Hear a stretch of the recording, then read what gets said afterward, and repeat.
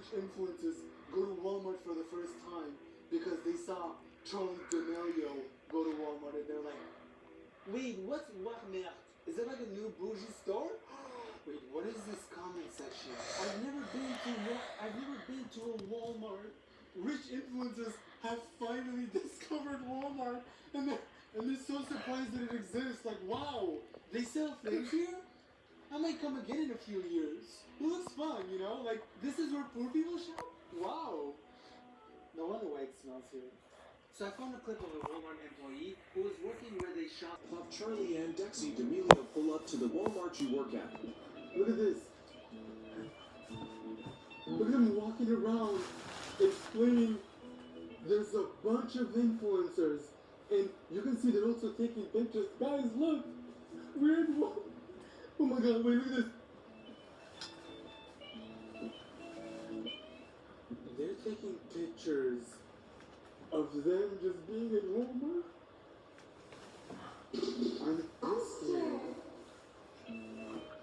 And they're getting a tour of the entire place. Yes, so this is where poor people shop. And those are our personal slaves. I mean, our employees, because we love them. What was that, Charlie? How many ads do they do a day? We don't actually pay them by ads. They don't do any ads. They actually do physical labor here. Wow, that is so brave of them. Like, how much do they make? How much do they make per physical labor? I bet they get paid a lot. What is it, like 1,000, 5,000, 1,000? No, it's actually Did you just say $13 an hour? Oh, don't worry about it, because for Christmas, we do give them a $20 Walmart gift card. There are some people who are actually defending the ad that the D'Amelios did, which I find so funny that these people defend the D'Amelios as if the D'Amelios would send him a $5,000 check and a huge thank you for defending them. Come to the Mathis outlet today and get closeout deals and markdowns on everything for your home, with top name recliners as low as $199.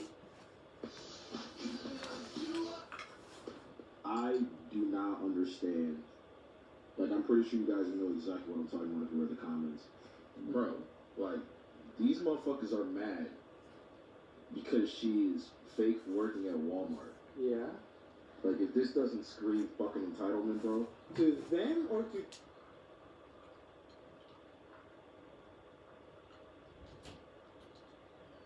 So, my friends, we have something very special today, and that's not running out of stamina right before we make the island.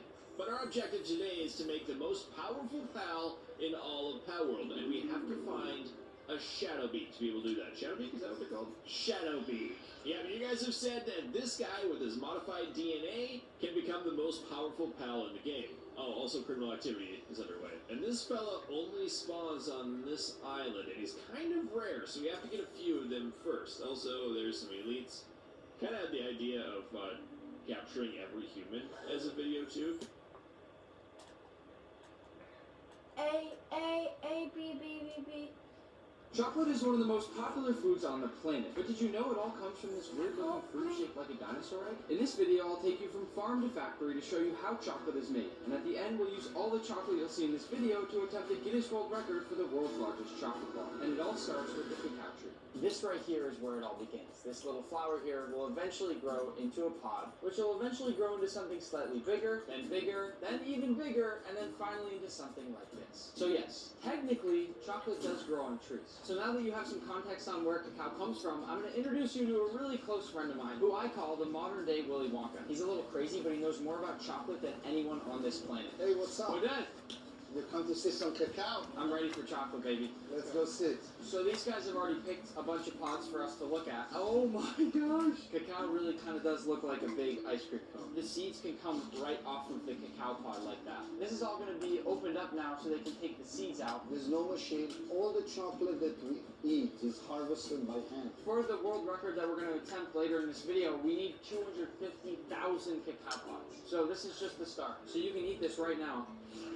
And you suck off all the white pulp on the outside of each seed. When you don't dry the cacao beans, they're purple inside. It tastes a little bit like lychee, pineapple, citrusy, kind of almost like a bit of a sour banana sometimes. It's phenomenal. There are two main things you can do with this cacao fruit. You can drink the juice of the cacao fruit. Think of cacao water like coconut water, but 10 times better. And then, what's the other thing? Obviously chocolate. You take the beans, ferment them, grind them, turn them into chocolate. Let's go see how it's made. That's it. Before we go to the actual chocolate factory, we're at the place where they make the cacao water. We separate the pulp from the beans. Beans goes to make chocolate, pulp goes to make cacao water. We put it into the cold press machine, getting all the cacao water out. And that's going to be the freshest cacao water you'll ever taste. Ever. It looks a little like coconut water. It gives you a little bit of a kick that you get from biting a lemon slice, and it just tastes kind of tropical. Chocolate is bitter, sometimes sour, earthy. This is sweet, fresh, citrusy, but never in a million years would you think that this kind of flavor is associated with chocolate. If you want to get creative, you can also turn this fruit pulp into cacao fruit leather. You guys know how much I love making fruit leather. Or even these chewy cacao fruit snacks, which look a lot like ground turkey while they're being made. But now that we've seen how you can use that fruity outer part of the beans, we'll go see how the inside of the bean is used to make chocolate. We made it to the chocolate factory, and take a guess at what's in all these different bags around me. If you guessed cacao beans, you'd be right. But these beans can't go inside the factory until they've been fermented and dried. Fermenting the beans is an important step that allows them to develop all of that chocolatey flavor. In about a week, they'll go from looking like this to something like this. You can smell their They smell a little bit, yeah, like a little bit like yeasty sourdough bread. Exactly. What would a chocolate bar taste like if you didn't ferment?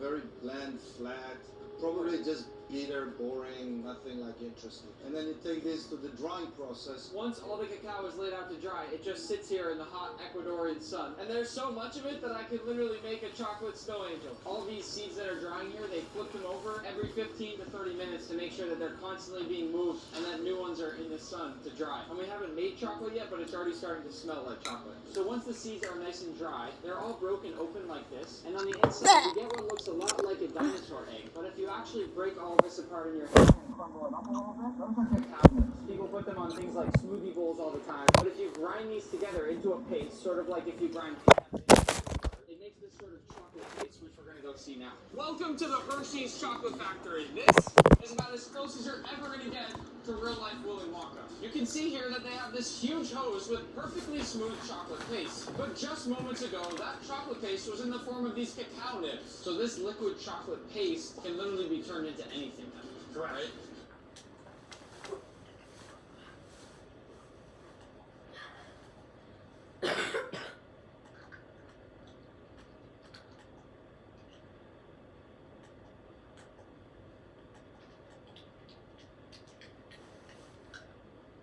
Mark Wayne Mullen is a fighter. Mullen stood with President Trump to finish the border wall, deport dangerous criminals, and lower taxes for millions of Americans. He's a serious fighter in a lot of ways, and he's a great guy too. Thank you, Mark Wayne. How are we able to offer the Root Sofa for just $2.95 at Living Spaces? Redesigned furniture with affordable materials. The new season of Fortnite is officially here, and with that, we got a ton of new updates for LEGO Fortnite Odyssey. Yes, I know. How exciting is that? I'm not even exaggerating, though. There are a ton of amazing updates that we're going to be taking you through in today's video, as well as a brand new LEGO Pass, lots of bug fixes, and one specific change that is going to completely change how this game is played. And kicking off all the changes in the lobby, we're going to quickly show off the brand new LEGO Pass, because with every new season of Fortnite, we also get a new LEGO Pass, and this one is pretty cool. It goes by the name of Palm Paradise, and that sounds very familiar to Paradise Palms, which used to be a location in Fortnite. I'm not sure if that's a coincidence or not, but there are a ton of very cool decor sets, as well as really nice build pieces. Just like the last pass that had the Supernova Academy build, this one also introduces a ton of color variety. Super fun pieces here with a nice little pastel blue and a nice yellow. That should lead to more cheese builds. Anyway, let's continue to go through this pretty quickly. I'm going to go ahead and purchase it at the end of the video as well and put some of the builds down for you guys to check out. Here we have what looks to be a nice little diner. I think this is a diner, I'm not really sure. Also, it does look like it has a little roof here, so we could build a rooftop bar or section up there. Over on the next page, we have a duck emote, which is absolutely iconic for LEGO. If you know, you know. We got some really cool loading screens that give off that summer vibe. We've got a Lucky Duck bedroom set, which is actually amazing. And then we have a duck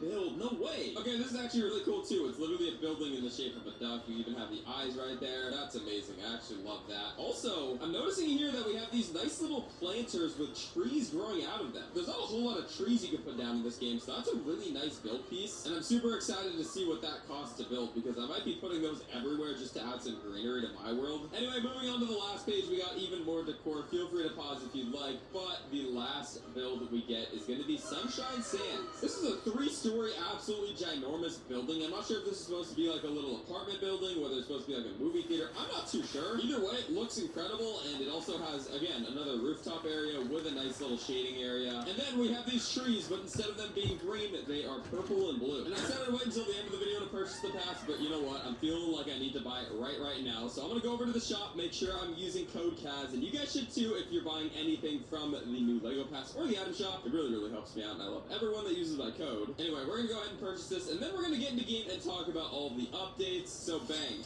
just like that, we bought the... Wait, did I? Wait, what?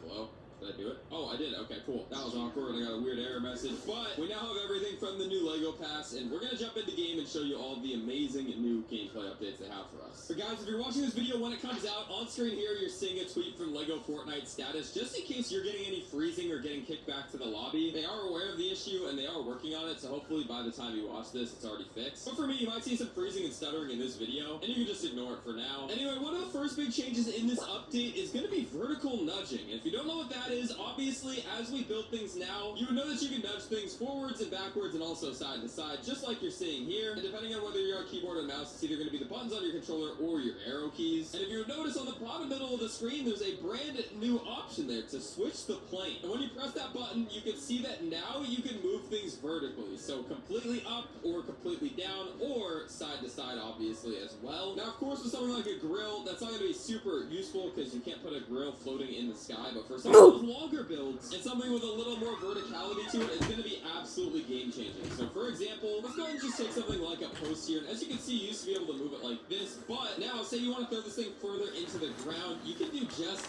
that by nudging it down. And that's absolutely amazing, guys. Before this update, you were at the mercy of the terrain, basically. So if you played and you were trying to do something before, if you wanted to get something lower into the ground, you have to move your crosshair into a lower part of the floor and then nudge it over. And even then, you basically couldn't put it as far down as you probably wanted to. That's completely changed in this new update because, like I said, you can go ahead and just press one button and all of a sudden you can nudge it as far down into the ground as you like. This is going to lead to builders being able to be a lot more specific with the way they go ahead and put things down. And overall, it should make the building process in LEGO Fortnite Odyssey a lot smoother, which is a huge W. Let me know what you think of this change in the comments, as I think it's probably one of the best updates we've gotten in a minute, and it's something that I feel like should have been in the game from day one. But hey, better late than never, I guess, right? There's a lot of really cool use cases for this as well, just to show off a few more. Something like the pre